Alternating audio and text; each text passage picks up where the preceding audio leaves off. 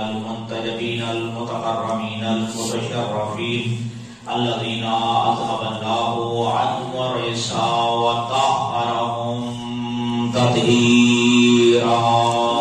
اللهم صل على محمد وآل محمد. سيدنا بقية الله الأعظم المنتظر امام زماننا هذا روحی وارواح العالمین بمقدمه الفدا اجل الله تعالی فرجه الشریف واللعنة الدائمة الباقية المستمرة على أعدائهم أجمعين. أما بعد فقد قالت فاطمة الزهراء سلام الله عليها إن السيد كل سيد حق سيد من أحب عليا في حياته وبعد مماته إن الشقي كل شقي وحق شقي من أبغض عليا في حياته وبعد مماته. مل کے سلام پڑھیے محمد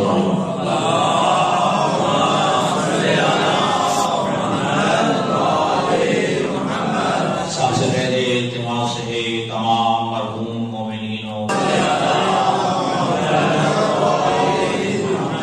دوستو آپ انتہائی سعادت مند ہیں، انتہائی خوش بخت ہیں کہ آپ اللہ کے گھر میں تشریف فرما ہیں. بیت اللہ یعنی اللہ کے گھر مسجد خانہ خدا میں تشریف فرما ہے اور سعادت مندی ہے آپ کے لیے. آپ سب جو ہے باوضو ہیں اور واجب نماز کی ادائیگی کے بعد تشریف فرما ہیں. آپ نے خطبات جمعہ کو بھی سنا اور آپ نے تصویر جناب سیدہ زہرا کو بھی پڑھا، آپ نے سجدہ شکر بھی کیا ہے.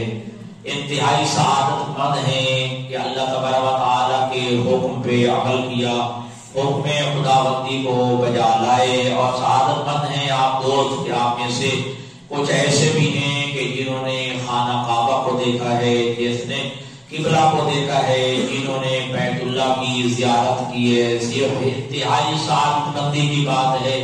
اور آپ میں سے ایسے سعادت مند بھی ہیں کہ جنہوں نے روضہ رسول کے ساتھ ساتھ قبر حسین کی بھی زیارت کی سعادت نصیب کی ہے اور ائمہ کی زیارت، قبور کی زیارت سے مستفید اور ان کی قبروں کو دیکھ کے آپ انتہائی ماجور و معصوب ہوئے ہیں. انتہائی سعادت مندی کی بات ہے آپ اس حسین کی قبر کی زیارت کر کے آئے جو آپ میں سے حضرات بیٹھے ہیں کہ جن کی قبر کی زیارت کو 70,000 ملائکہ روزانہ نازل ہوتے ہیں. 70,000 ملائکہ روزانہ قبر امام حسین کی زیارت کو آتے ہیں اور معصوم فرماتے ہیں کہ آپ سے امام حسین کی شہادت ہوئی ہے. یہ سلسلہ تب سے جاری و ساری ہے جو 70,000 ملائکہ زیارت امام حسین کو آئے ہیں. اس کے بعد قیامت تک ان کو دوبارہ آنا نصیب نہیں ہوگا، یعنی ان کی باری نہیں آئے گی کہ دوبارہ قبر حسین کی زیارت ہو. تو آپ انتہائی سعادت مند ہیں. آپ حج عمرہ اور زیارت ائمہ کی سعادت حاصل کر چکے ہیں. اور دیکھیے سعادت مندی کا معیار ہر قوم کے نزدیک، ہر ملت کے نزدیک، تمام افراد کے نزدیک سعادت مندی کا معیار الگ الگ ہے. کہ سعادت مندی میرے نزدیک کچھ اور ہے، آپ کے نزدیک سعادت مندی اور خوش بختی کا جو ہے وہ طریقہ کار کچھ اور ہے. ممکن ہے کوئی سعادت مندی کو مال کی فراوانی کو، دولت کی فراوانی کو اپنے لیے سعادت مندی سمجھتا ہو، کوئی جو ہے اپنی صحت کو، جوانی کو، صحت اور بیماری کے نہ ہونے کو اپنے لیے سعادت مندی سمجھتا ہو سکتا ہے کہ کوئی جو ہے اپنے لیے بہترین بنگلہ، بہترین کوٹھی اور خاندان کا بڑا ہونا جو ہے اپنے لیے سعادت مندی سمجھتا ہو سکتا ہے کہ کوئی انسان جو ہے اپنے لیے تخت و تاج، حکومت، اقتدار، اثر و رسوخ کو جو ہے اپنے لیے سعادت مندی خیال کرتا ہو. اور یہ سعادت مندی کا جو ہے معیار ہمارے نزدیک ہے. اور اس کا شقاوت، یعنی بدبختی کا بھی ہمارے مشاہد میں یاد ہے، یہ فلاں بندہ جو ہے بدبخت ہے، یہ فلاں چیز اس کے پاس نہیں ہے تو وہ بدبخت ہے، فلاں چیز کی کمی ہے تو وہ بدبخت ہے۔ یہ جو ہے شقاوت اور سعادت مندی کا معیار ہم نے بنایا ہوا ہے۔ اگر سعادت مندی اور جو ہے بدبختی کا اگر معیار پوچھنا ہے تو سارے مل کے رسول کی بیٹی زہرا کے پاس جاتے ہیں۔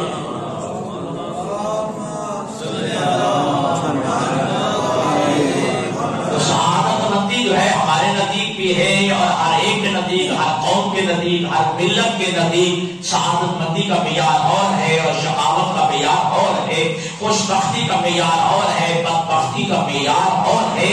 لیکن کیا رسول ذاتی نے جملہ کہا ہے، رسول کی بیٹی نے ایک جملہ کہا ہے، فرمایا ان سعید کل سعید حق سعید، بے شک وہ انسان سعادت مند ہے، کل سعید مکمل جو ہے وہ انتہائی سعادت مند ہے، حق سعید حقیقی سعادت مند ہی وہی ہے۔ کون ہے؟ بی بی نے تین جملے ہے، ابھی بھی کہتے تھے ان سعید، تب جملہ کافی تھا، لیکن بی بی کہتے ہیں ان سعید، بے شک بالتحقیق وہ انسان سعادت مند ہے، وہ انسان خوشبخت ہے۔ کل سعید مکمل سعید وہ ہے، مکمل سعادت مند وہ ہے۔ اب اس کا مطلب ہے ممکن ہے کوئی 80/100 بھی ہو سکتا ہے سعادت مند، کوئی 70/100 بھی سعادت مند ہو سکتا ہے، 90/100 بھی سعادت مند ہو سکتا ہے۔ رسول کی جو ہے صدیقہ بیٹی کہہ رہی ہے مکمل سعید وہ ہے، مکمل سعادت مند وہ ہے۔ اب تیسرے جملے میں کہا حق سعید حقیقی سعادت مند ہی ہوئی ہے۔ حق سعید حقیقی سعادت مند ہوئی ہے، حقیقی خوشبخت وہ ہے۔ آئیے بی بی سے پوچھتے ہیں کہ اے بی بی بتائیے ہمارے نزدیک سعادت کا معیار اور ہے، ہمارے نزدیک شقاوت کا معیار اور ہے، ہمارے نزدیک خوشبختی کا معیار اور ہے، ہمارے نزدیک بدبختی کا معیار اور ہے۔ اے رسول ذاتی آپ بتا دیجیے کہ سعادت مندی کا آپ کے نزدیک معیار کیا ہے اور شقاوت اور بدبختی کا معیار کیا ہے؟ تو کیا کہا ان سعید بالتحقیق سعادت مند وہ ہے، کل سعید مکمل سعید وہ ہے، یہ حق و سعید حقیقی سعادت مند وہ ہے۔ بیوی بتا تو دیجیے، فرمایا من حب علی فی حیاتہ و بعد مماتہ، وہ سعادت مند ہے جو علی سے محبت رکھتا ہے، علی کی زندگی میں بھی، علی کے جانے کے بعد بھی۔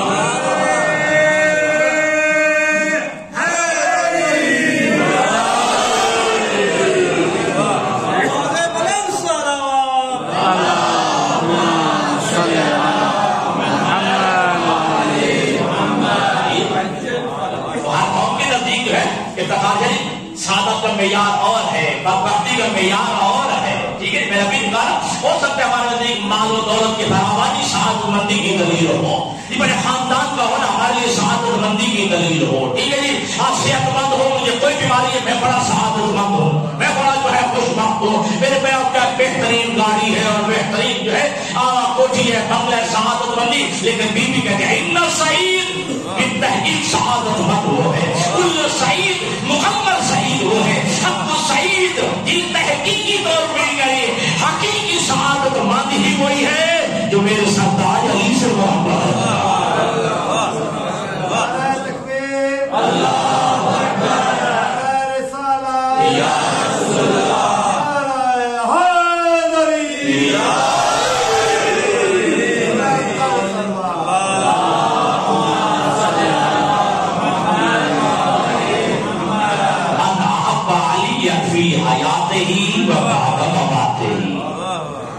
جو علی سے علی کی زندگی میں بھی محبت کرتا ہو اور علی کے جانے کے بعد بھی علی سے محبت کرتا ہو، یہ وہ بکے نہیں، جھکے نہیں۔ اور کئی لوگ حضرت ابو بھائی کو میں پڑھ دوں میں دہرانا نہیں چاہتا۔ اب بی بی سے پوچھے سعادت مندی کی دلیل معیار تو آپ نے بتا دیا ہے کہ بے شک جو ہے وہ سعادت مند ہے، مکمل سعادت مند وہ ہے، حقیقی سعادت مند وہ ہے جو علی سے محبت رکھتا ہو۔ ذرا شقاوت کا معیار بھی تو بتا دیجیے، بدبختی کا معیار بھی بتا دیجیے۔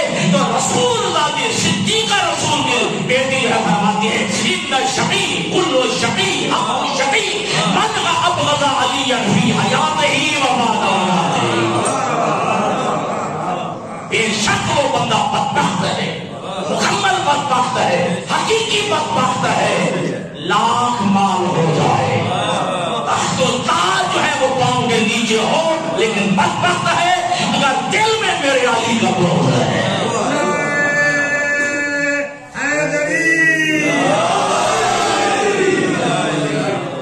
ان شقی کل شقی حق شقی، بے شک وہ بندہ بدبخت ہے، کل شقی مکمل بدبخت ہے، جی 100% بدبخت ہے، حق شقی حقیقی بدبخت ہے وہ انسان کہ من ابغض علی فی حیاتہ و بعد مماتہ، جو علی سے بغض رکھتا ہے، علی کی زندگی میں بھی بغض رکھتا ہے اور علی کے بعد بھی علی سے بغض رکھتا ہے۔ اور یہی وجہ ہے کہ محبت علی کو سعادت مندی کا معیار رسول ذاتی نے قرار دیا ہے۔ اور سب سے پہلے کائنات میں اگر سب سے پہلے کہا جائے تو بجا ہے اور بے جا نہ ہوگا، اگر مدافع ولایت علی ہے تو زہرا ہے، جنہوں نے علی کی ولایت کا دفاع کیا ہے، علی کی ولایت کا دفاع کیا ہے۔ اور یہ جملے آپ کے ذہن میں رہنے چاہیے کہ جب آئے تھے لوگ کہا تھا علی کو بھیجو، علی اندر تھے، نہیں جانے دیا علی کو، حسنین کو بھی نہیں جانے دیا، خود تشریف لے آئیے، اللہ کا جیوا سمجھ آ جائے، خود رسول اللہ کی دروازے پہ آئیے، حالانکہ علی اندر تھے، حسنین بھی اندر تھے، نہیں بھیجا حسنین کو، نہیں بھیجا جو ہے اپنے شوہر نامدار اپنے سرتاج علی ابن ابی طالب کو، خود تشریف لائی ہے۔ تو یہی علماء کہتے ہیں کہ رسول ذاتی ولایت علی، علی کا دفاع کرنے کے لیے آئے، علی کا دفاع کرنے کے لیے آئی تھی، ٹھیک ہے جی، تاکہ جو ہے دنیا کو پتہ چلے بغض ہو علی کا ممکن ہے تمہارے دلوں میں، لیکن میں تمہارے سامنے رسول کی بیٹی آئی، میں تمہارے سامنے دختر رسول آئی ہوں، میں تمہارے سامنے جو ہے رسول کی شہزادی تمہارے سامنے آئی ہوں۔ تو بدبخت ہے وہ انسان جو علی سے بغض رکھتا ہے، سعادت مند ہے وہ انسان جو علی سے محبت رکھتا ہے۔ اور کیا کہنا رسول ذاتی کا، اور عجیب جملہ ہے رسول ذاتی کا، فرماتے ہیں پوری اللہ کی بھری کائنات میں مجھے 3 چیزیں بڑی پسند ہے، اللہ کی پوری بھری کائنات میں مجھے بھیا 3 چیزیں پسند ہے۔ رسول ذاتی فرماتی پوری کائنات میں سے مجھے 3 چیزیں بڑی پسند ہے، بڑی کچھ چیزیں رسول کو پسند ہے، کچھ چیزیں علی کو پسند ہے، اور اللہ نے تو علی کو ایسے ایسے فضائل عطا کیے، اور لوگ کہتے ہیں کاش علی کی وہ فضیلت مجھے مل جاتی، علی کی وہ فضیلت مجھے ملتی، کاش جو ہے دعوات رسول کا، اگر تھے دعوات تو کیوں دعواتی کی خواہش کر رہے تھے؟ کاش جو ہے میں رسول کا دعوات ہوتا، کاش میں جو ہے زہرا کا شوہر ہوتا، کاش میں حسنین کا بابا ہوتا، کاش میری ولادت کعبہ میں ہوتی، کاش جو ہے فتح مکہ والے دن بتوں کے توڑنے کی سعادت مجھے ملتی۔ جی، اور جب علی ابن ابی طالب نے وہ بت توڑ دیا تھا، اور آپ کو یاد ہے کہ اللہ کے نبی نے جو نیچے نیچے بت پڑے تھے وہ تو توڑ دیے تھے، اور جو اوپر تھے جہاں تک رسول اعظم کا ہاتھ نہیں پہنچا تو علی ابن ابی طالب کو اپنے کندھوں پہ سوار کر شانوں کو کہا یا علی ذرا توڑ دو۔ ایک ہوبل نامی وہ تھا جو دیوار کا چھت پہ نصب تھا، جو سب سے بڑا تھا، ٹھیک ہے، اور جنگ بدر میں بھی جو ہے نعرہ لگایا تھا ایک بندے نے الحبل لنا، ٹھیک ہے، بلا حبل لکم، ہمارے پاس ہوبل ہے، تمہارے پاس کوئی ہوبل نہیں ہے۔ تو اس وقت اللہ کے نبی نے کہا یا علی تم بھی نعرہ کے مقابلے میں لگا دو اللہ مولانا ولا مولا لکم، اللہ ہمارا مولا ہے، تمہارا کوئی مولا نہیں ہے۔ اور اچھا اگر آپ یاد ہو نا یہ میں رکھتا ہوں مقام غدیر میں جب اللہ کے نبی نے اقرار لیا تھا نا اللہ سبحانہ بكم من انفسكم، کیا میں تمہارے نفسوں پر تم سے زیادہ جو ہے اولا بھی تصرف نہیں ہوں؟ قالوا بلا یا رسول اللہ، سب نے کہا ہاں یا رسول اللہ، ہمارے نفس پر ہمارے جانوں پر آپ سب سے زیادہ حق کے تصرف رکھتے ہیں۔ تو نبی نے 3 جملے کہتے اکثر تو آخری پڑھا جاتا ہے، کہا اللہ مولانا وانا مولا المؤمنین، اللہ ہم سب کا مولا ہے، میں مومنوں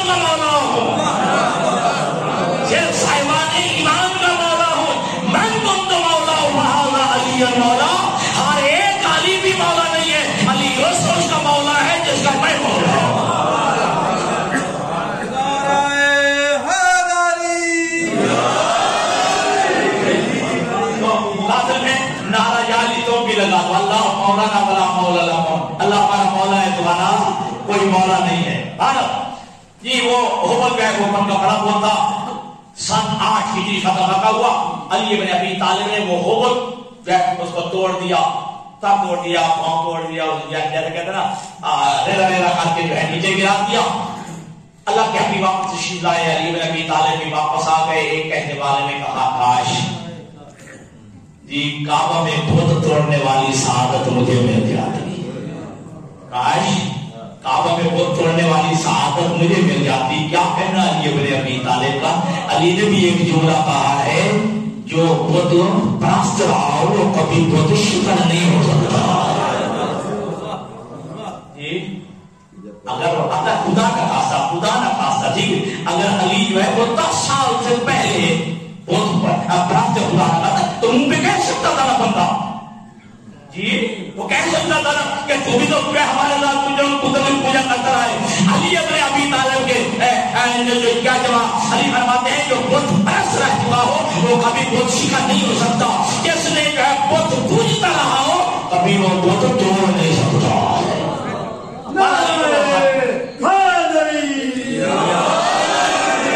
بہت ساری شہادتیں جو ہے وہ علی کو بھی ملی ہیں, حسین کو ملی ہیں, اللہ کے نبی کو ملی ہیں. وہ جناب زہرا سے اور ان کی بے محبوب چیزوں کا تذکرہ ہماری کتابوں کے اندر موجود ہے. علی فرماتے ہیں مجھے فلاں فلاں چیز پسند ہے, اللہ کے نبی فرماتے ہیں مجھے فلاں فلاں چیز بڑی پسند ہے, حسین فرماتے ہیں, لیکن جناب سیدہ فرماتے ہیں اللہ کی پوری بھری کائنات میں زہرا کو 3 چیزیں بڑی پسند ہیں. توجہ فرماتے ہیں, پہلی چیز تلاوت و کتاب اللہ, تلاوت و کتاب اللہ. مجھے جو بڑا پسند ہے وہ اللہ کی کتاب و قرآن کو تلاوت کرنا ہے. رسول اللہ نے فرمایا کہ تلاوت و کتاب اللہ, پہلی چیز جو بڑی پسند ہے وہ ہے اللہ کی کتاب قرآن مجید کی تلاوت کرنا. دوسرا النظر الی وجہ رسول اللہ, دوسری چیز جو مجھے پسند ہے وہ رسول خدا کے چہرے کو دیکھنا. النظر الی وجہ رسول اللہ, رسول اللہ کے چہرے کو دیکھنا زہرا کو بڑا پسند ہے. میں کہوں گا سارا صدیقۃ الکبریٰ کو کی پسندیدہ چیز کیا ہے؟ رسول کے چہرے کو دیکھنا. کیا کہنا علی بن ابی طالب کا؟ وہی نبیوں کا نبی کہتا ہے کہ جس کا چہرہ محبوب زہرا ہے, ٹھیک ہے جی, زہرا جس کو دیکھنا پسند کرتی ہے, جس کے چہرے کو اسے رسول کہتے ہیں. اور رسول کہتے ہیں النظر الی وجہ علی عبادہ, النظر الی وجہ علی عبادہ, علی کا چہرہ دیکھنا عبادت ہے. اور میں اکثر جو کہا کرتا ہوں, جو قرآن کا فیصلہ ہے, ایک رائی کے دانے کے برابر بھی شک نہ حرام ہے, گناہ ہے, بندہ شرک پہ پڑ جائے گا. کیا کہ اللہ کی علاوہ بھی کسی کی بات لائے پہ بات, لائے تو سجدہ صرف ذات پروردگار ہے, ٹھیک ہے. لیکن کیا کہنا, اللہ نے وہ عزت عطا کی ہے, اللہ نے وہ عظمت عطا کی ہے علی بن ابی طالب کو کہ کہا النظر الی وجہ علی عبادہ, ذکر علی عبادہ, جو ہمارے النظر الی وجہ علی عبادہ, حب علی عبادہ, ذکر علی عبادہ. کیا فضیلت عطا کی ہے, کہا چہرہ علی کا دیکھو عبادت اللہ کی ہو جاتی ہے. علی کا عبادت خدا کی ہو جاتی ہے, محبت علی کی عبادت خدا کی ہو جاتی ہے, ذکر علی کا کیا جاتا ہے عبادت خدا کی ہو جاتی ہے. تو پہلی چیز جو مجھے کائنات میں پسند ہے تلاوت و کتاب اللہ, اللہ کی کتاب قرآن کی تلاوت. دوسرا النظر الی وجہ رسول اللہ, رسول اللہ کے چہرے کو دیکھنا مجھے محبت زہرا کو بہت پسند ہے. اور تیسرا کہا الانفاق فی سبیل اللہ, تیسرا اللہ کی راہ میں خرچ کرنا. یہ 3 چیزیں رسول ذاتی کو پسند ہے.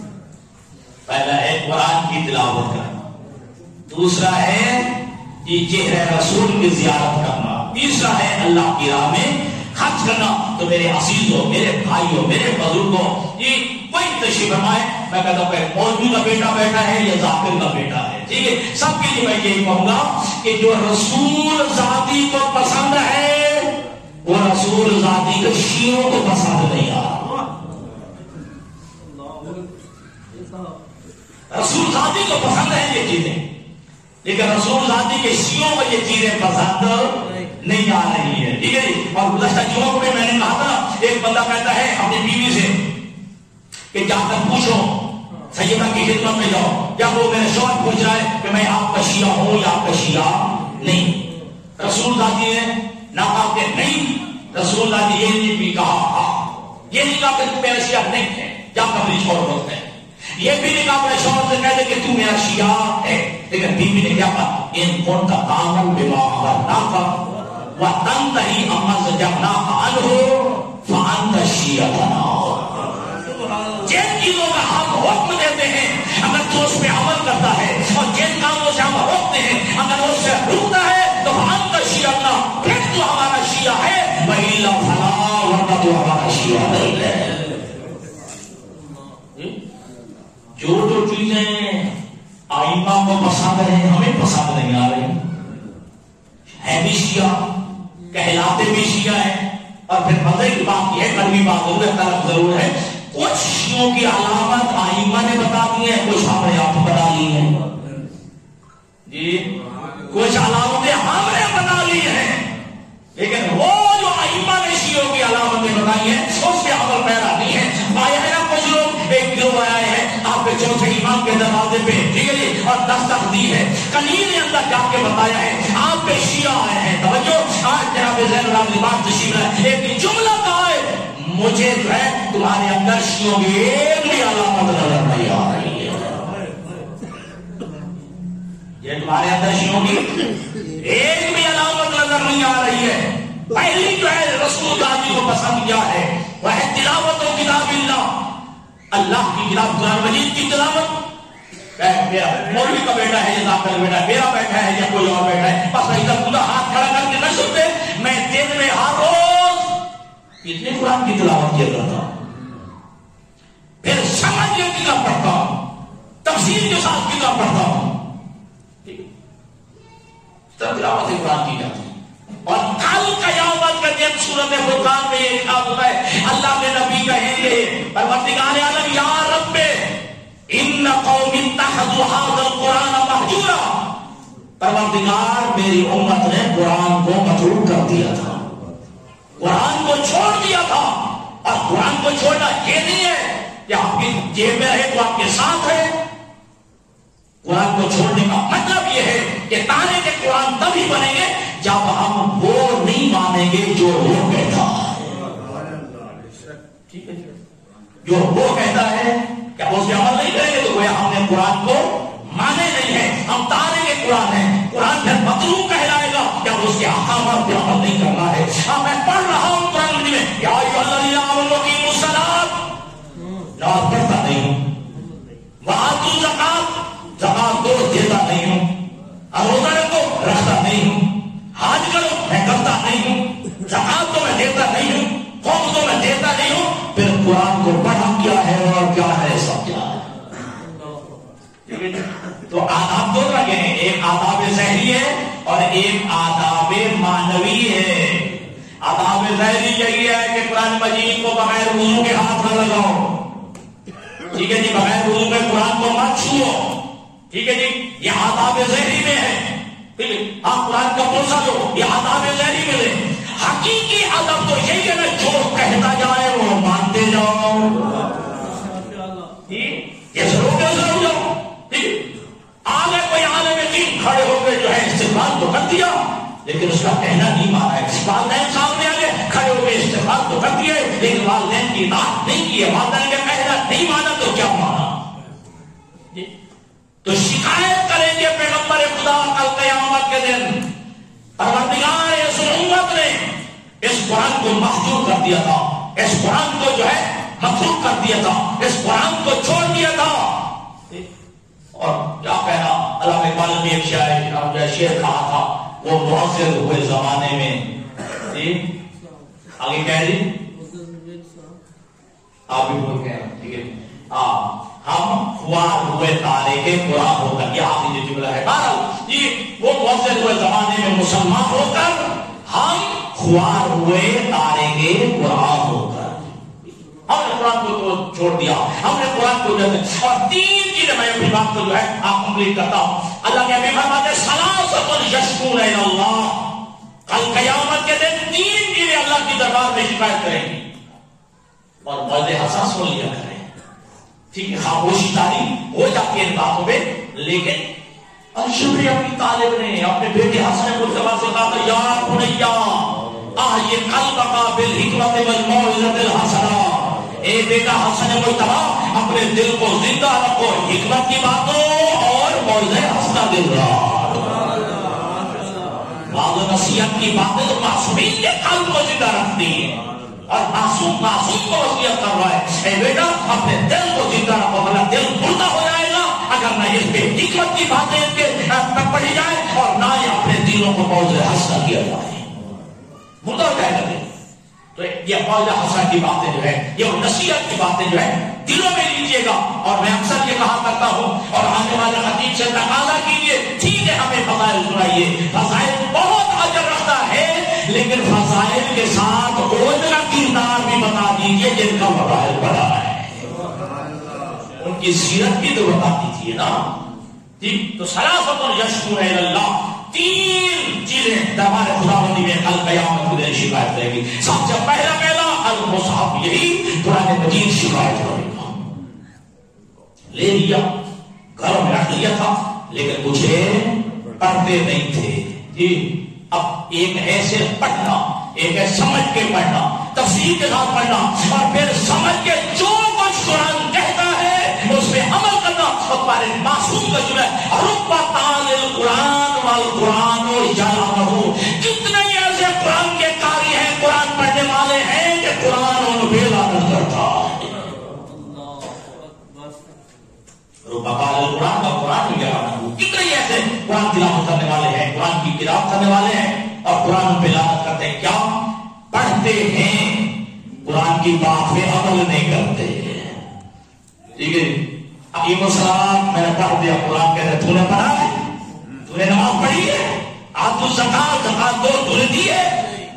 تو پھر دوسرے لفظ میں کہہ رہا اب انہی پہ یا بندوں پہ جو ہے یہ قرآن لعنت کرتے ہیں. مجھے پڑھنے کا کیا فائدہ جب میرے جو ہے احکامات پہ عمل نہیں کرنا ہے، جب میرا حکم نہیں ماننا ہے. اور یاد رکھیے عزیزو، میں بڑی دکھی دل کے ساتھ کہہ رہا ہوں، 30 سال ہو گئے، 28 سال ہو گئے، آج تک ہم نوجوانوں کو نماز ہی نہیں بنا سکتے ہیں.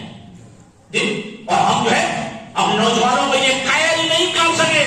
بڑی معذرت ذرا میں سب کو نہیں کہتا، چلو اپنے چھوٹے بچوں کو کہتا ہوں، ہاتھ کھڑا کر کے کر سکتے ہیں، کھڑا ہاتھ کھڑا کر کے. کتنے نوجوان عزیز ہیں کہ جو جماعت کے ساتھ نماز پڑھتے ہیں؟ کتنے میرے نوجوان ہیں جو مسجد میں آ کے نماز پڑھتے ہیں؟ آپ تو سعادت مند ہیں، آپ تو خوش مند ہیں، آپ جو مسجد میں آئے ہوئے ہیں. اللہ نے آپ کو توفیق دی ہے. جی اس بڑی سعادت کیا ہوگی؟ یہ توفیق الہی نہیں ہے کہ آپ نے نماز پڑھی ہے، یہ توفیق الہی نہیں ہے تسبیح زہرا پڑھی ہے، یہ توفیق الہی نہیں ہے زیارت آئینہ پڑھی ہے، یہ توفیق الہی نہیں ہے کہ آپ نے سجدہ شکر کیا ہے. اور وہ بھی تو ہے جنہیں یہ نصیب نہیں ہے. شکر کیا کرو. اور یہ بہت بڑے یقین آیت اللہ کا یہ جملہ بڑا پسند ہے. وہ کہتے ہیں جو سجدہ نہیں کرتا نا، یہ نہ کہے اکڑ کے کہے میں تو کبھی مسجد میں آیا نہیں، میں نے تو کبھی سجدہ کیا نہیں، میں نے تو کبھی نماز نہیں پڑھی. کہا تیری اکڑ اس میں نہیں ہے، اللہ کو تیرا اپنے دربار میں آنا پسند نہیں ہے.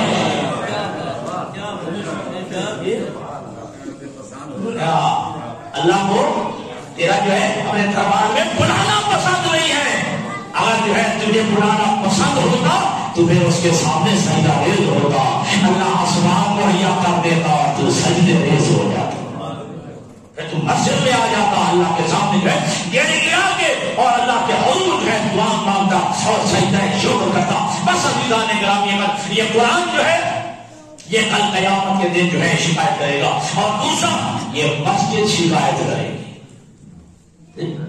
یہ مسجد بنائی جی، مجھے مبالغہ نہ کہنا، مجھے غالی بھی تو صبر نہ کرنا، شاید میرا جملہ آپ غلام کے زمرے میں لے جائیں.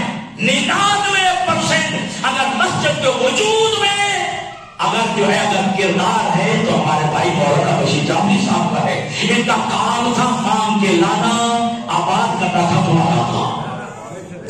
یہ مسجد کی رونق تمہارے ساتھ ہے، معذرت کے ساتھ۔ کیا اغیار نے تمہاری مسجد کو آباد کرنا ہے؟ دشمنان علی نے آنا ہے، دشمنان ائمہ نے آنا ہے، وہ جن کے دلوں میں بغض علی ہے، جن کے دلوں میں جو ہے نفرت آل محمد ہے، کیا انہوں نے تمہاری مسجد کو آباد کرنا ہے؟ اغیار نے آباد کرنا ہے؟ نہ انہوں نے ہی کرنا ہے جن کے دلوں میں ولایت علی کا نور ہے،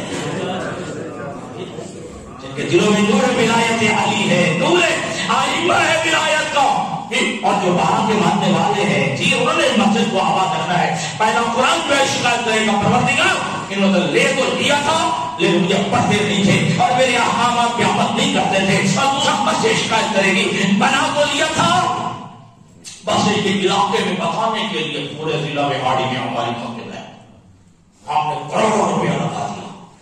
مسجد کا حسن تین کام سے نہیں ہے، مسجد کا حسن نوازیوں سے ہوتا ہے۔ کچی مسجد ہو، بھوڑی بچھی ہوئی ہو، جی وہ بھوڑی سمجھتے میں نے بھوڑی کہتی ہے، ٹھیک ہے، وہ بچھی ہو اور نمازی اتنے ہو جگہ نہ ملے، یہ مسجد کی آبادی ہے، یہ مسجد کی شان ہے۔ بنا تو لی تھی مسجد میں لیکن اس میں نماز پڑھنے کے لیے نہیں آتے تھے۔ اور تیسرا بڑی بات کے ساتھ عالم دین، ٹھیک ہے جی، تو الحمدللہ الحمدللہ سبحان الحمدللہ، اب تو وہ حالات بدل گئے۔ اس زمانے میں بڑے چودھری جو ملک خان صاحب ہوا کرتے تھے وہ ڈیروں پہ مولوی رکھتے تھے، ڈیروں پہ مولوی رکھتے تھے، صرف یہ زمانے کا مولوی رکھا ہوا ہے، ٹھیک ہے جی۔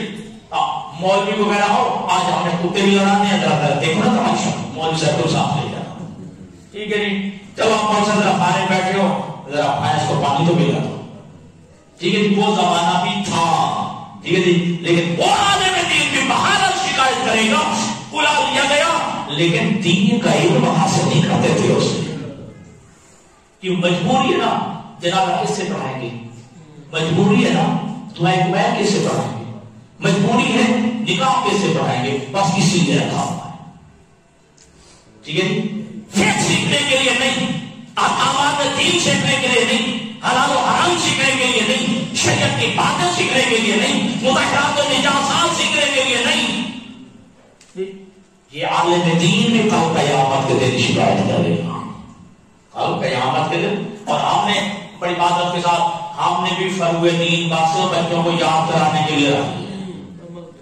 رٹا لگا دیا، چھوٹی چھوٹی دینیات کی کتابیں بس بچوں کو سکھانے کے لیے، پڑھانے کے لیے، ان کو یاد کرانے کے لیے رکھ دیا ہے۔ نماز ہے، روزہ ہے، حج زکات ہے، خمس جہاد، اللہ تبارک و تعالی، ٹھیک ہے جی۔ تو ایسی تو بات لمبی ہو گئی ہے، میں کچھ اور کرنا چاہتا تھا۔ یہ قرآن بارگاہ خدا بندی میں شکایت کرے گا اور یہ جو ہے مسجد بارگاہ خدا بندی میں شکایت کرے گی، اور عالم دین جو ہے کل قیامت کے دن بارگاہ خدا بندی میں شکایت کرے گا۔ تو قرآن پڑھیے، تو قرآن پڑھنے کے بعد عمل کیجیے، کیونکہ اللہ کائنات علی فرماتے ہیں تعلم القرآن فإنہ احسن الحدیث، قرآن کو سیکھو، بہترین کلام ہے قرآن مجید، اس سے بڑا کلام آتا نہیں ہے۔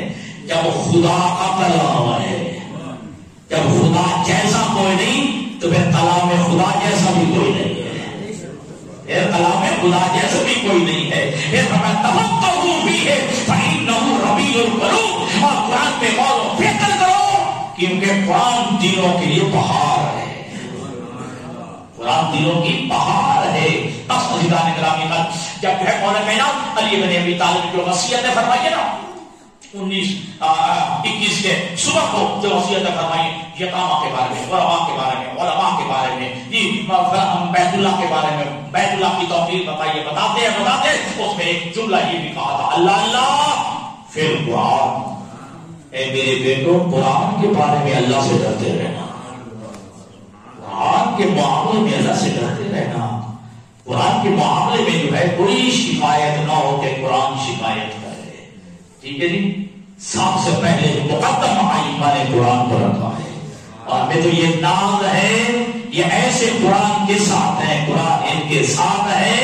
ایک تو ظاہری ساتھ ہوتا ہے، رب اکبر کی قسم ہم مثال دینے کے لیے تیار ہیں، گردن کٹ بھی جائے پھر بھی قرآن پڑھتے ہیں، ساتھ سے جڑا بھی ہو جائے پھر بھی جو ہے قرآن کی تلاوت کرتے ہیں. بس حضرات گرامی قدر قرآن کو معمول بنائیے, قرآن کو اللہ کی کتاب سمجھ کے جو ہے اس کو پڑھیے, سمجھیے اور ان کے احکامات پہ عمل کیجیے. تو بی بی یاد آتی ہیں کہ پہلی چیز جو ہے مجھے پسند ہے تلاوت و کتاب اللہ, اللہ کی کتاب کو پڑھنا ہے, اللہ کی کتاب کا جو ہے تلاوت کرنا ہے. اور دوسرا کیا فرمایا, وجہ رسول اللہ, رسول کے چہرے کو دیکھنا بی بی کہتی ہے مجھے بڑا پسند ہے. والانفاق فی سبیل اللہ. اور تیسرا کیا کہا, اللہ کی راہ میں مجھے خرچ کرنا بڑا پسند ہے. اور بدبخت ہے وہ انسان نہ خود احکامات دین پہ عمل کرتا ہے, نہ احکامات قرآن پہ عمل کرتا ہے, نہ خود راہ خدا میں خرچ کرتا ہے, بلکہ دوسروں کو بھی خرچ کرنے سے روکتا ہے. ہاں روز جمعہ ہے اور میری ذمہ داری سے یہ حدیث پڑھنے لگا ہوں.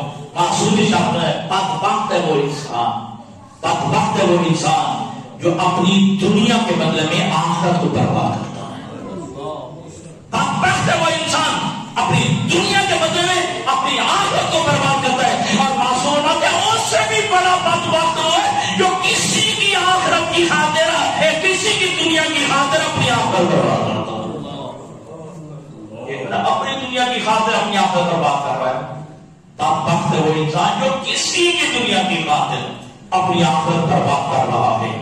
اور یاد رکھیے کہ دوستوں, آج یاری دوستی میں جو ہے, آج جو ہے میرا ساتھی ہے, جیدار بندہ ہے, یاروں کا یار ہے, جو تجھے نماز کا نہیں کہتا وہ یار کیسا ہے, جو تجھے واجبات کا نہیں کہتا, شراب پینے کے لیے ہاتھ پکڑ کے لے جاتا ہے, میں فلاں جگہ آپ کو لے جاؤں, اور چلتے ہیں. آج جو ہے سینما دیکھتے ہیں, آج جو ہے تھیٹر دیکھتے ہیں, آج جو ہے لکی رانی شکر دیکھتے ہیں. وہ دوست بڑا دوست ہے نا جو معصوم کے قول کے مطابق جو تیرا ہاتھ پکڑ کے لے آئے پر کہے آ اللہ کا حکم مانتا, میں بھی مانتا ہوں, تو بھی ماننے کے لیے آ. اور فرمائے بہترین اخوان میرے کون ہیں, آپ وہ اخوانی الذین عہدوا الی حیات اللہ, میرے پاس جو بھائیوں میں سے بہترین بھائی اور محبوب میرا بھائی وہ ہے جو مجھے اللہ کے خیر کی طرف میری ہدایت کرتا ہے. دوست کے کہنے میں اپنی نماز چھوڑ دے بندہ, دوست کے کہنے میں اپنا صدقہ و خیرات چھوڑ دے, دوست کے کہنے میں اللہ کی راہ میں انفاق فی سبیل اللہ چھوڑ دے. یاد نہیں, یہ جملہ سنتے رہتے ہو, اپنی اپنی قبر دے اپنا اپنا ہر کسی جانا ہے, اپنی اپنی قبر ہے, قبر بھی اپنی اپنی ہے تو حساب بھی اپنی اپنا اپنا ہے. ٹھیک, کیا تیری جگہ پہ وہ آئے گا چھڑانے, چھوڑے تو چھڑائے نا جی, کیا تیری قبر چھڑانے کا حساب ہر ایک کا اپنا اپنا ہے. تو پھر جو ہے قبر بھی ہر ایک کی اپنی اپنی ہے. اور قرآن کہتا ہے ساری باتیں اپنی جگہ پہ, قرآن کی تو مان لے. قرآن کہتا ہے لا تزر وازرۃ وزر اخری, کوئی بندہ کسی کا بوجھ بھی نہیں اٹھائے گا, کوئی کسی کا بوجھ نہیں اٹھائے گا. بھائی چلو اور کیا آج پڑھو, یوم یفر المرء من اخیہ وصاحبتہ وبنیہ وامہ, کل قیامت کے دن جو ہے ماں بیٹے سے بات نہیں ہوگی, بیٹا باپ سے, بیٹا جو ہے بھائی جو ہے بہن سے, بہن جو ہے بھائی سے, اولاد جو ہے والدین سے, والدین اولاد سے, ہر ایک کو اپنی اپنی پڑی ہوئی ہوگی, ہر ایک کو اپنی اپنی پڑی ہوئی نفس نفسی کا دور ہوگا, نفسی نفسی کا عالم ہوگا. ہر ایک کو اپنے جو ہے بھول جائے گا. لاکھ کا جو واضح تو بیزا ہوگا, کوئی کسی کا بوجھ کوئی جو ہے کسی کا جو ہے نہیں اٹھائے گا. ہر ایک کا اپنا حساب ہے, اپنا کتاب ہے, اپنا عمل ہے. اور اللہ فرماتا ہے الیس للانسان الا ما سعى, ہر انسان کو وہی ملے گا جس نے کیا ہوگا, جتنا کیا ہر انسان. اور کیا کہنا, حضرت لقمان مجھے یاد آ گئی, حضرت لقمان نے اپنے بیٹے کو وصیت کی, کہا حضرت لقمان نے اپنے بیٹے سے, بیٹا تجھے کم ابھی چھوڑ رہا ہوں, کم از کم تجھے مرغ سے زیادہ ذہین ہونا چاہیے. مرغ سے زیادہ فہم و فراست میں بلند ہونا چاہیے, مرغ سے زیادہ تجھے عقل مند ہونا چاہیے. کیا وہ جو ہے تہجد کے وقت اٹھتا ہے, وہ یستغفر اور استغفار کرتا ہے, وہاں کا نائم اور تو سویا ہوا ہوتا ہے. ہم کم جو ہے مرغ سے تم تجھے زیادہ ذہین ہونا چاہیے، عقل مند ہونا چاہیے، تیری فہم و بلاغت جو ہے بولوں سے اگر یہ تمثیل جو ہے سخت، کیونکہ معصوم نے کہی ہے، معصوم بناتے ہیں. جب پوچھا گیا اب ہزاروں کی تعداد میں بھیڑیں اور بکریاں ذبح ہوتی ہیں، ان کی تعداد بڑھتی چلی جا رہی ہے، کتا کبھی بھی ذبح نہیں ہوتا، لیکن اس کی تعداد کم ہو جائے. بھیڑیں ہر روز ذبح ہوتی ہیں، بکریاں ہر روز ذبح ہوتی ہیں، پھر بھی ان کی تعداد قدر سے بڑھ رہی ہے. اور کتے کا جو حرام ہے کھانا جو ہے ذبح نہیں ہوتا، پھر ان کی تعداد ان کی نسبت کم ہے. کہا اس لیے کہ کتا ساری رات جاگتا ہے، اذان کے وقت سو جاتا ہے. کتا ساری رات جاگتا ہے، اذان کے وقت سو جاتا ہے. بھیڑ اور بکری رات کو سوتی ہے، صبح اذان کے وقت جاگی ہوئی ہوتی ہے.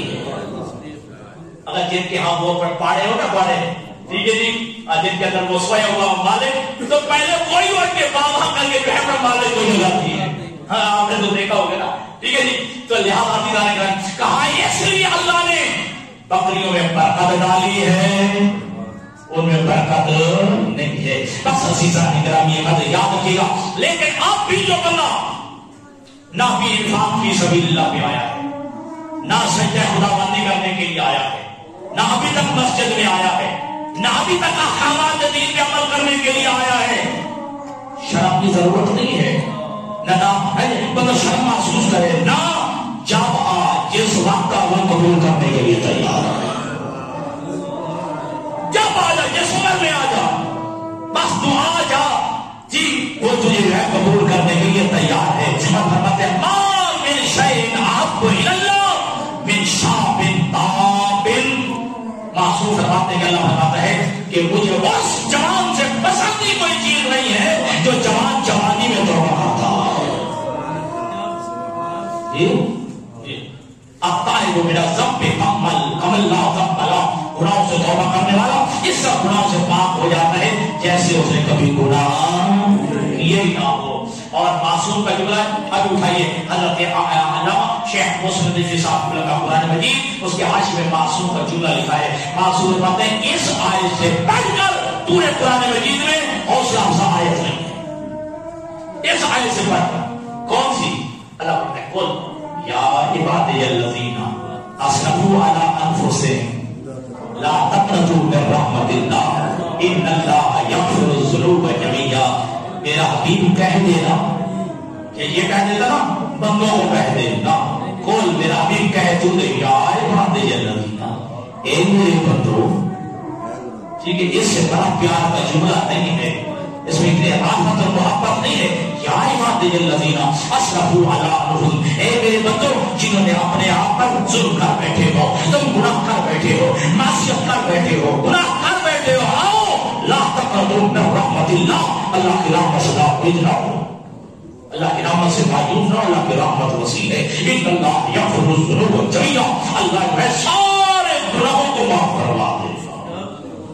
اللہ نے کبھی راستہ روکا نہیں ہے اور اللہ نے کبھی وقت بھی مقرر نہیں کیا ہے. جب آ جاؤ قبول کرنے کے لیے تیار ہے. چلو بھیا اب کی میں نے اشارہ تو کر دیا. معصوم علیہ السلام کا فرمان ہے کہ اللہ تعالیٰ نے ہمارے جد مصطفیٰ کو کہا گناہ گاروں کو خوشخبری سنا دو، عبادت کرنے والوں کو ڈراؤ. گناہ گاروں کو یہ خوشخبری سنا دو اور جو عبادت کرنے والے ہیں، عابدین ہیں، ان کو ڈراؤ. معصوم نے پوچھا گیا کس چیز کا حکم آیا تھا کہ خوشخبری کیسی بات کی اور ڈرانا کس بات ہے؟ جو گناہ گار ہے ان کو خوشخبری، ٹھیک ہے جی، اور جو پہلے ہی عابد عبادت گزار ہیں ان کو ڈرائے. جب یہاں پر ہوتے جمعہ کا معصوم کا جملہ ذمہ داری سے میں اگر جھوٹ بولوں تو میں ائمہ کا جو ہے مجرم قرار دوں. معصوم فرماتے ہیں دو بندے مسجد میں داخل ہوئے، ایک مغفور ہو کے واپس لوٹا، ایک اللہ کا نافرمان ہو کے واپس آیا. وہ کون تھے؟ کیا پوچھا گیا؟ معصوم نے ایک عابد تھا، زاہد تھا، یہ متقی اور پرہیزگار، وہ گناہگار بن کے واپس آیا. جو گناہگار تھا اللہ کا محبوب بن کے واپس آیا. پوچھا گیا کیسے؟ جو گناہگار تھا اسے توبہ کی، مغفرت مانگی، بخشش مانگی، ندامت کے آنسو آئے، ٹھیک ہے جی، گناہگار تھا، معاف ہو کے محبوب خدا بن کے لوٹا، اور وہ عبادت گزار تھا، متقی تھا، پرہیزگار تھا، جب مسجد میں آیا اسے اپنی عبادتوں میں ناز ہوا تھا، اپنی عبادتوں میں اقرار کر رہا تھا، اور جب خود پسند ہی اتنی تھی اللہ کو یہ عمل پسند نہیں آیا، اللہ نے سارے اس کے اعمال عطارت کر دی، سارے اعمال اس کے جو ہے اللہ نے ضائع کر دیے۔ تو بہرحال تو کیا بات کہ گناہگاروں کو جو ہے تم خوشخبری سنا دو اور آپ دین کو ڈراؤ۔ کہا اللہ نے مصطفیٰ سے کہا اے میرے حبیب ان گناہگاروں کو خوشخبری سنا دو، کیا یہ جب بھی توبہ کریں گے میں قبول کر لوں گا۔ یہ گناہگاروں کو خوشخبری سنا دو، جب بھی توبہ کریں گے میں ان کی توبہ کو قبول کروں گا، اور جو آپ دین عبادت گزار ان کو ڈراؤ اس بات سے اپنی عبادت پہ اترانا نہیں ہے، اپنی عبادت پہ خود پسندی نہیں کرنی ہے، اپنی عبادت پہ ناز نہیں کرنا، بلکہ جتنا ہو سکے اپنی عبادت کو کم ہی سمجھنا ہے۔ وہ زہرا جو محراب عبادت میں کھڑی ہوتی تھی، امام حسن مجتبی کی روایت کرتے ہیں جب ہماری ماں زہرا محراب عبادت میں کھڑی ہوتی تھی، ہماری ماں زہرا کی پیشانی سے ایک ایسا نور ساطع ہوتا تھا جو اہل آسمان کے لیے اس طرح روشن ہوتا تھا جس طرح اہل زمین کے لیے ستارے روشن ہوتے ہیں۔ 3 گھنٹے برابر کھڑی رہی ہے، 3 گھنٹے برابر کھڑی رہی ہے۔ اور خدا کی قسم بعض بندے کہتے ہیں کہ مدینہ میں بھی ایک کربلا واقعہ ہوا ہے، ایک تمثیل دیتے ہیں واقعہ کربلا کے ساتھ مدینہ کے اس واقعے کو، لیکن خدا کی قسم میں کہوں گا یہ روز شہادت زہرا، ٹھیک ہے جی، یہ کربلا سے عظیم ہے۔ ان کو تمثیل نہ کیا کریں، ان کو ایک جیسا نہ کہا کریں، کیوں؟ کربلا میں ماؤں کے سامنے بیٹے مارے گئے، کربلا میں ماؤں کے سامنے بیٹے مارے گئے ہیں، لیکن مدینہ میں بیٹوں کے سامنے ماں زہرا کو دیوانے لگے۔ اور علی کا چولہا ہے، علی سے جب کہا گیا سب سے مظلوم انسان کون ہے، علی کی آواز آتی ہے وہ شخص بے بس ہے، مظلوم ہے جس کے سامنے اس کی بیوی کو دیواچہ مارا جائے، اور وہ اتنا مظلوم ہو کچھ۔ ایک ظالم نے جو ہے اپنے غلام سے کہا ہے جب کہ اپنا تازیانہ نکال، خدا کی قسم یہی جملہ مقتل میں جب اس نے تازیانہ مارا رسول ذاتی کا ہاتھ چھوٹا ہے، جب تک زندہ رہی ہے اس ہاتھ سے تسبیح نہیں کر سکتی تھی، جب تک زندہ رہی ہے اس ہاتھ سے تسبیح نہیں پڑھ سکتی تھی۔ بس رونے والوں اداکاروں ایک روایت میں ہے کہ جب تک امام حسن زندہ رہے ہیں مدینہ کی ایک گلی میں نہیں گئے ہیں، جب بھی جو ہے جاتے اور راستہ بدل لیا لیتے تھے اور راستہ بدل لیتے تھے، تو جب پوچھا تھا کسی بندے نے آپ نے یہ راستہ کبھی اختیار نہیں کرتے ہیں، ہاں تجھے کیا بتاؤں اس میں اس گلی میں اس کا گھر ہے جس نے ماں زہرا کے ہاتھ میں تازیانہ مارا تھا، جس نے ماں زہرا کے ہاتھ میں تازیانہ مارا تھا، کہ جب مجھے جو ہے یہ اس کا گھر نظر آتا ہے ماں زہرا کی وہ مظلومیت سامنے آ جاتی ہے۔ اصل ہونے والوں میں کہوں گا زہرا تو بڑی مظلومہ ہے، لیکن جب تو گئی تھی تیرے سر پہ چادر بھی تھی، کم از کم تیرے ذہن میں یہ بھی تھا میرا شوہر بھی موجود ہے، میرے بیٹے بھی موجود ہے، بنی ہاشم کے جوان بھی موجود ہے، اور پھر تو کسی شرابی کے دربار میں نہیں گئی، تو کسی شرابی کے دربار میں نہیں گئے رسول اللہ کی، تو جو ہے آپ نے جو ہے صحابہ کے جو ہے تیرے بابا کے صحابہ تھے ان کے دربار میں گئی ہے، اللہ جانے وہ کیسا منظر ہوگا، ہاتھ بسے گردن بندے ہوئے ہیں، شرابیوں کا دربار ہے، رسول کی آ گئے زہرا کی یہ بیٹیاں جب آگے بڑھی ہیں تو اس وقت سید سجاد نے جملہ کہا لوگوں میں ایسا مظلوم ہوں کہ جس کے سامنے مائیں بہنیں ننگے سر کھڑی ہے، ان کے سامنے جو ہے مائیں بہنیں ننگے سر کھڑی ہے۔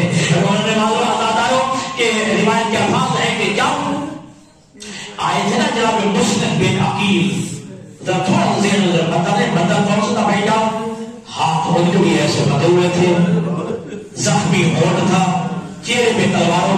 تھے، کمر جھکی ہوئی تھی، اس انداز میں لائے کہ غسل پہ نکی. ٹھیک ہے جی. عبداللہ ابن عمیر روایت کرتا ہے کہ میں اس وقت موجود تھا جب میں یہ منظر دیکھا. وہ کہتا ہے کہ اتفاق سے میں اس وقت بھی موجود تھا جب اسی دربار میں سجاد لائے گئے، جب اسی دربار میں سجاد لائے گئے ہیں. لیکن جب جناب سجاد عبداللہ ابن عمیر کہتا ہے کہ مولا کیا ہوا جب آپ کے چچا مسلم بن عقیل آئے تھے تو ظالم کی آنکھوں میں آنکھیں ڈال کے بات کر رہے تھے، سر اٹھا کے بات کر رہے تھے. مولا کیا ہوا؟ آپ کے ہاتھ جھکے ہوئے، سر جھکا ہوا ہے، آپ کے ہاتھوں میں لرزہ طاری ہے، کیا کیا خیریت ہے؟ کہا اے بندے خدا ما انصفتنی، تو نے انصاف نہیں کیا.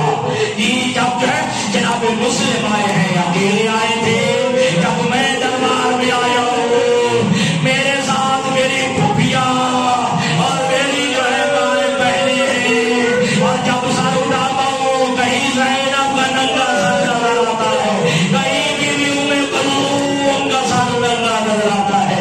عزادارو میں نے کسی روایت میں نہیں پڑھا کہ کربلا سے کوفہ، کوفہ سے شام جو ہے کتنی منزلیں آئی ہیں، کسی منزل پہ ان بیویوں نے پانی کا تقاضا نہیں کیا ہے، کبھی ان بیویوں نے پانی کا تقاضا نہیں کیا ہے. ہاں آزادہ نے چاپی بھی مانگی ہے، چادر مانگی ہے، چاپی تقاضا کیا ہے، چادروں کا تقاضا کیا ہے. کیوں نہ مانگتی کہ جن کے گھر میں آئے تھے تطہیر اتری ہو، جن کے گھر میں آئے تھے تطہیر اتری ہو. آزاداروں روایت کہتے ہیں، علامہ جعفر نقوی کتاب زینب الکبریٰ میں لکھتے ہیں کہ وہ کہتے ہیں میں مولا، ایک راوی جو ہے وہ کہتا ہے میں مولا کی خدمت میں نے ایک جملہ کہا، مولا آپ کے گھر میں کوئی مستور نہیں رہتی، آپ کی بیٹیاں نہیں رہتی ہیں.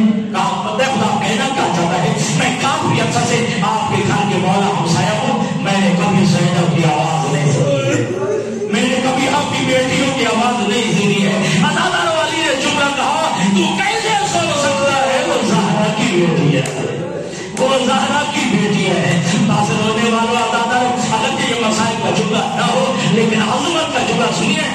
تو ڈاکٹر شریعتی نے جو کتاب لکھی ہے نا، جناب زہرا پہ کتاب لکھی، لکھ کے کہتا میں اس کا نام کیا لکھوں؟ کہتا کہ میں لکھنا چاہتا تھا دختر رسول. کہتا نہیں حق کا ادا نہیں ہوگا. میں نے کہا اس کا نام لکھتا ہوں زوجہ علی، کتاب کا نام، حق ادا نہیں ہوگا. کہتے مادر حسنین کا حق ادا نہیں ہوگا. سوچ کے میں نے کہا فاطمہ فاطمہ ہے، فاطمہ فاطمہ ہے، فاطمہ جیسی کوئی نہیں ہے. اللہ تعالیٰ